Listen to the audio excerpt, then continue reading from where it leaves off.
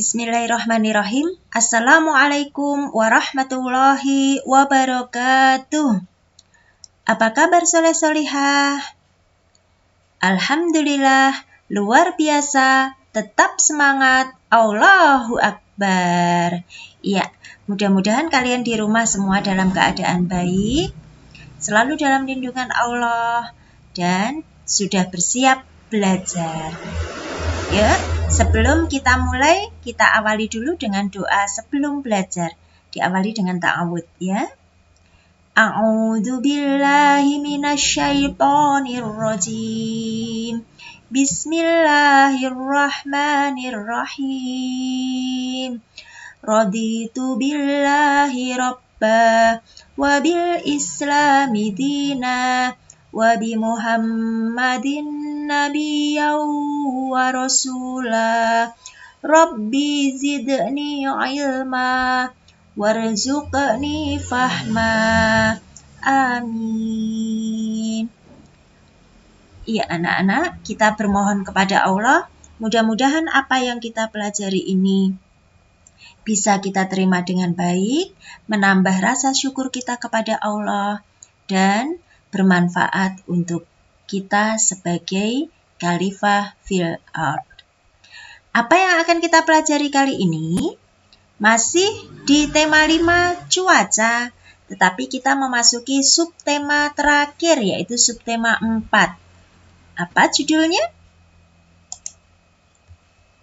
Iya, cuaca, musim, dan iklim. Kita sudah mempelajari perubahan cuaca, kemudian juga pengaruh perubahan cuaca terhadap kehidupan manusia. Sekarang kita akan belajar tentang hal-hal yang terkait dengan apa itu cuaca, apa itu musim, apa itu iklim, beda-beda ya. Nah, di sini ada ilustrasinya.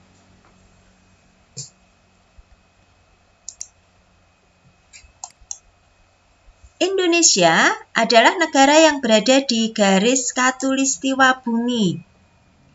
Musim di negara kita hanya ada 2 jenis, yaitu musim hujan dan musim kemarau. Kalian sudah hafal ini ya. Jika cuaca cerah berlangsung terus-menerus, tanda musim kemarau sedang berlangsung. Jadi kalau panas dan cuacanya cerah terus, berarti itu adalah musim kemarau. Hanya sesekali saja cuaca berawan.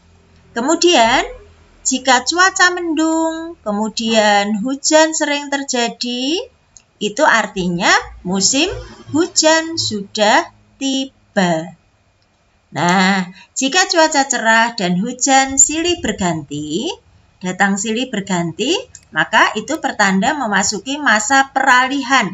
Masa peralihan itu seringkali disebut masa pancaroba. Hati-hati, pada saat masa pancaroba itu biasanya banyak sekali virus yang berkembang biak dan menjadikan banyak penyakit yang timbul. Saat seperti ini, cuaca cepat berubah, mulai dari cuaca cerah, berawan, mendung, lalu hujan.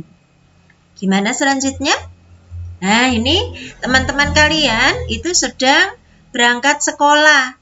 Di jalan mereka berbincang-bincang, ngobrol gitu ya. Wah, cuaca akhir-akhir ini sering hujan ya. Hanya kadang-kadang cuaca terlihat cerah. Mengapa hal itu bisa terjadi ya? Sepertinya kita akan mengalami musim hujan. Sekarang kita sedang mengalami masa peralihan atau pancaroba.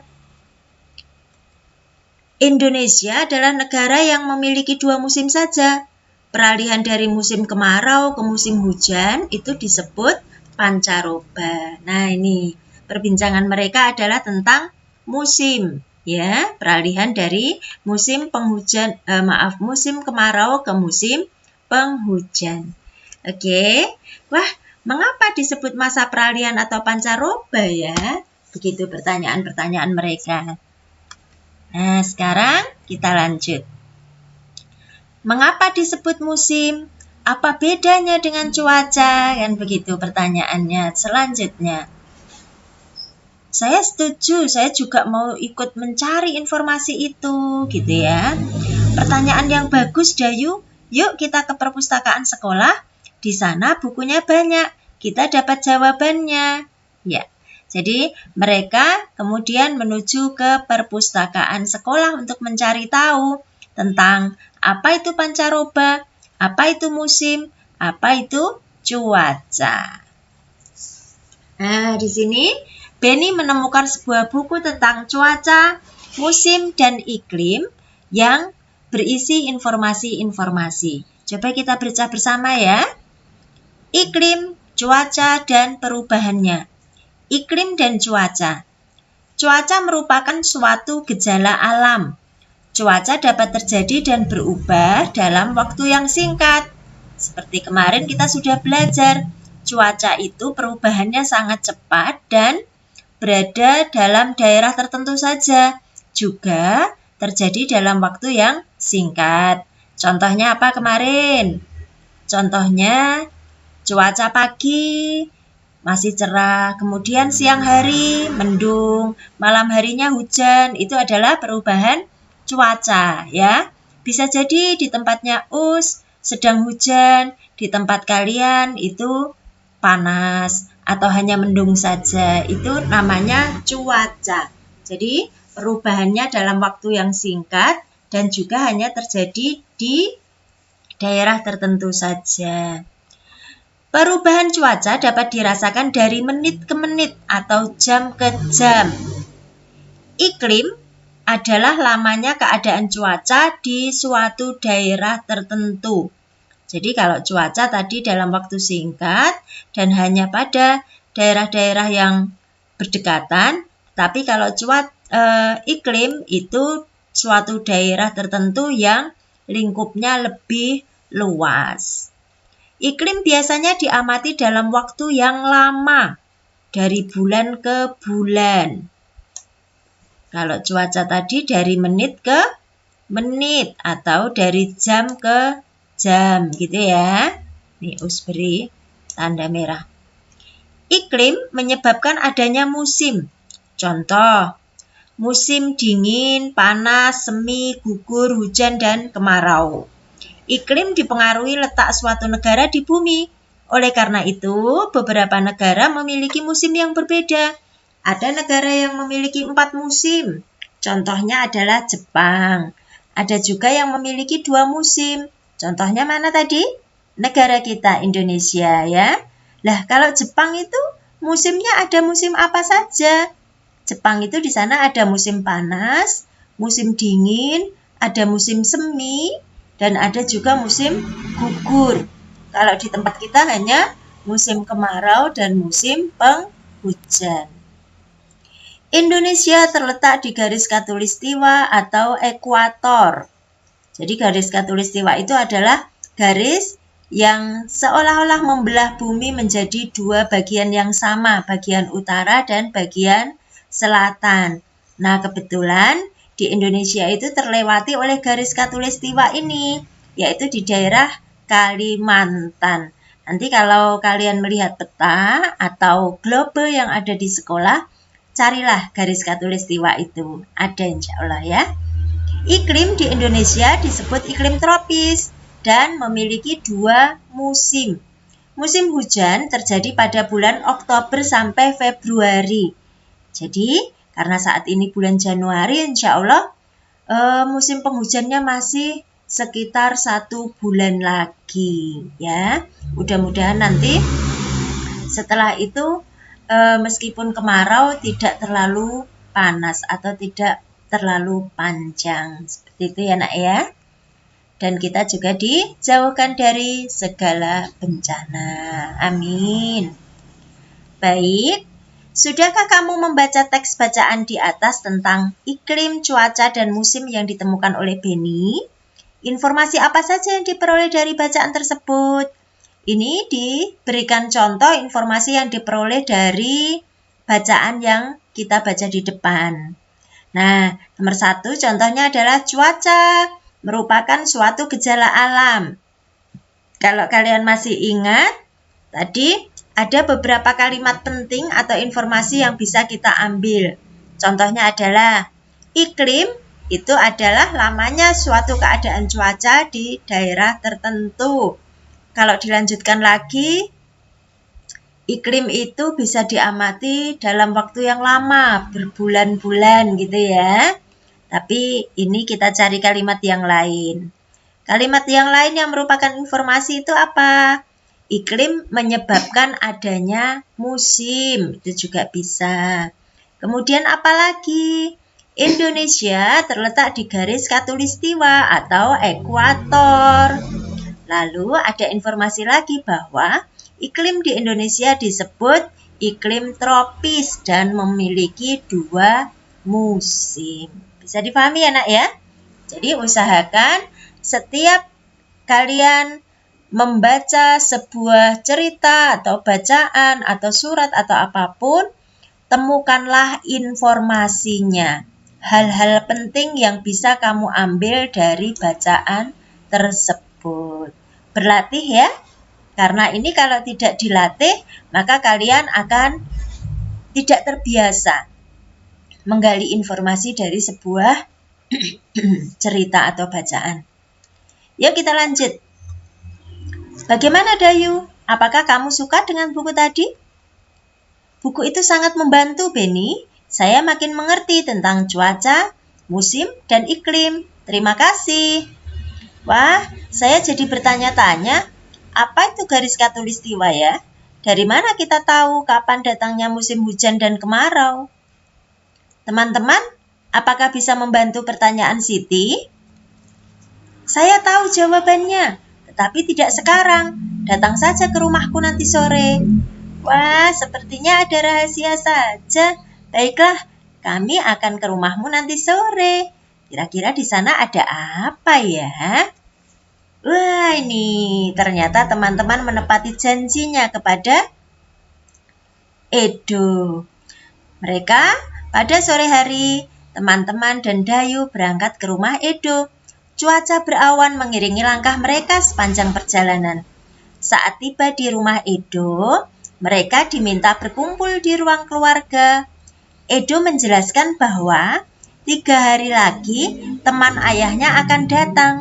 Namanya Pak Tono. Pak Tono itu bekerja di BMKG. Pak Tono akan menjawab semua pertanyaan teman-teman Edo. Pak Tono akan menjawab semua pertanyaan teman-teman Edo. Nah, Ibu Edo akan membuat kenang-kenangan untuk Pak Tono. Ibu Edo akan membuat karya kreasi dari kain. Edo dan teman-teman akan membantu Ibu. Beberapa jenis kain telah disiapkan oleh Edo dan ibunya untuk membuat karya dari kain yang ditempel dan dijahit. Oh iya, di sini tadi ada kata BMKG. BMKG itu apa toh? Ya, jadi BMKG itu adalah Badan Meteorologi, Klimatologi, dan Geofisika.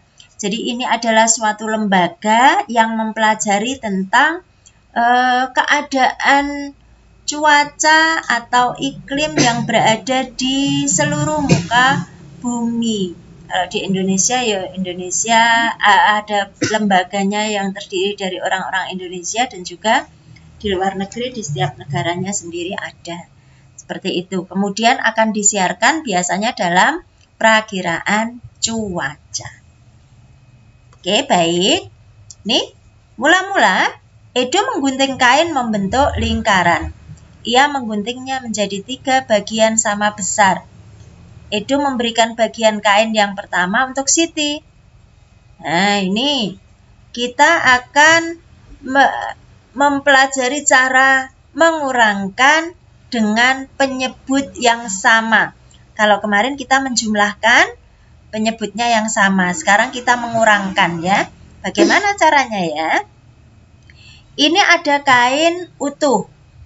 Kain utuh tetapi diberikan informasi bahwa kain ini akan dibagi menjadi 3 bagian yang sama besar.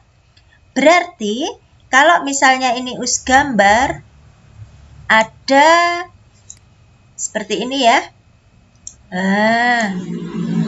Ya, jadi menjadi 3 bagian yang sama besar. Berarti masing-masing bagian ini nilainya berapa, nak? Ini sepertiga. Maaf, ini tintanya merah ini. Kemudian ini juga sepertiga. Ini sepertiga. Itulah kenapa satu lingkaran penuh ini disebut sebagai 3/3. Jadi sepertiga ditambah sepertiga ditambah sepertiga berarti menjadi 3/3. Satu bagian penuh. Kemudian digunting oleh Edo dan bagian pertama itu untuk Siti. Jadi yang sepertiga ini untuk Siti. Ya, jadi 3/3 dikurangi sepertiga untuk Siti. Maka berapa kain yang masih dipegang oleh Edo?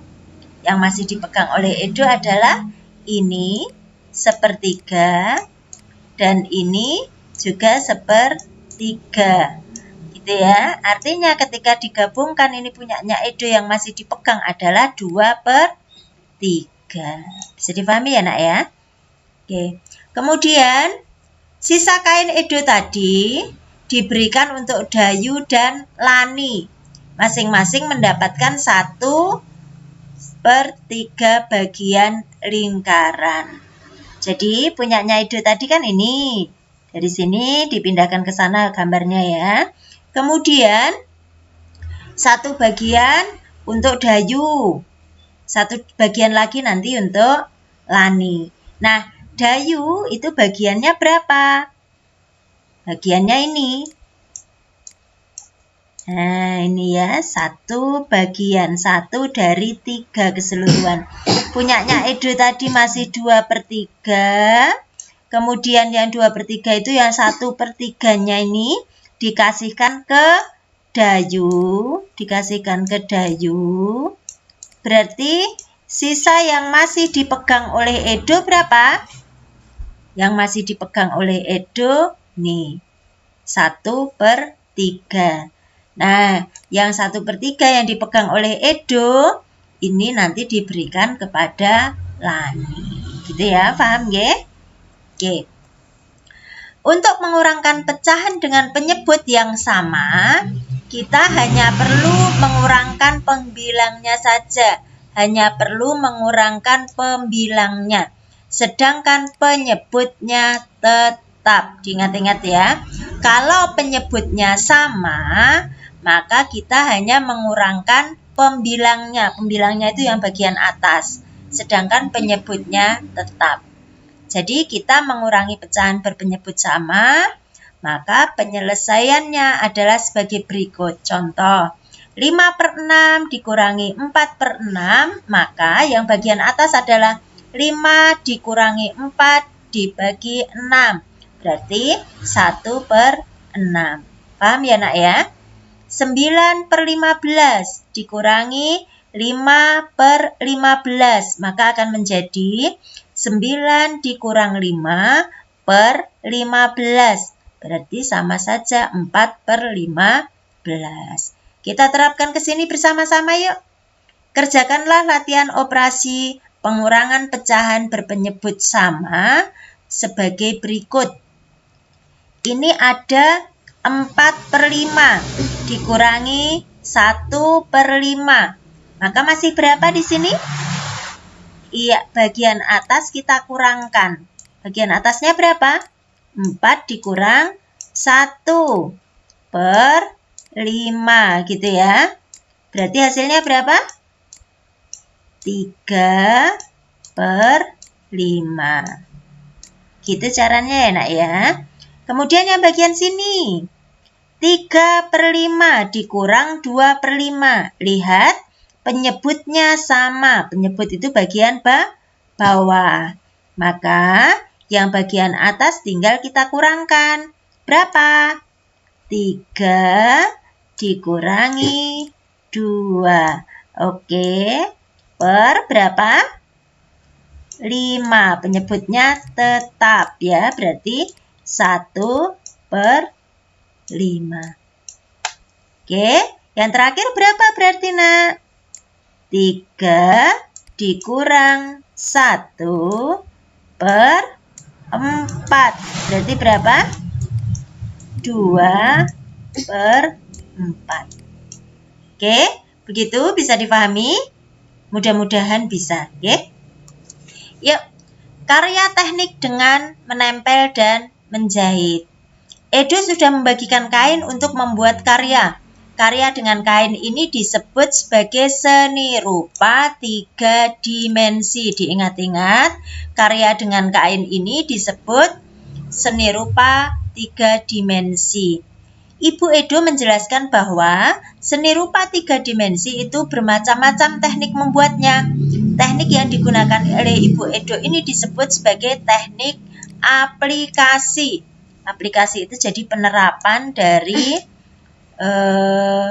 macam-macam teknik yang ada di 3 dimensi. Teknik ini menggunakan teknik menempel dan menjahit. Jadi ada teknik menempel dan ada teknik menjahit. Makanya tadi disebut sebagai aplikasi, gabungan dari menempel dan menjahit. Paham ya nak ya? Nah, langkahnya bagaimana? Ibu Edo itu mengajarkan cara menjahit potongan kain dengan teknik veston. Veston. Kalau menyebutnya veston gitu ya. Oke, langkah 1, tempelkan 2 potongan bagian kain yang bentuknya sama. Jadi kita mengambil bentuk kain yang sama, bentuknya sama-sama lingkaran, kemudian dijadikan satu. Setelah itu baru kemudian pinggirnya ditusukkan seperti jarum yang ada di gambar. Oke, ini namanya teknik veston. Kemudian bentuknya menjadi seperti ini, saling kait-mengait, jadi tidak akan lepas. Kemudian menjahit veston ke seluruh pinggiran potongan kain seperti ini. Kemudian terus dijadikan penuh satu lingkarannya. Kemudian ini bentuk terakhirnya seperti ini, yang rapi ya. Kemudian menempel potongan bagian kain yang sudah dijahit ke kain utama. Nah, seperti apa ya yang dibuat ya? Oh, ternyata inilah bentuk kreasi Edo dan teman-teman. Kalian bisa mencoba di rumah, bermain sama ayah dan bunda dengan kain-kain bekas. Tidak perlu beli kain yang mahal-mahal ya. Kain bekas, baju-baju yang sudah tidak terpakai bisa dipotong dan dijahit, kemudian ditempel-tempel bentuknya seperti ini. Oke, tapi cukup untuk belajar di rumah saja. Oke, cukup sekian anak-anak. Jazakumullahu khairan katsiran. Semoga bisa dipahami untuk semuanya. Apabila banyak kesalahan, minta maaf yang sebesar-besarnya. Wabillahi taufiq wal hidayah, waridha wa inayah. Wassalamualaikum warahmatullahi wabarakatuh.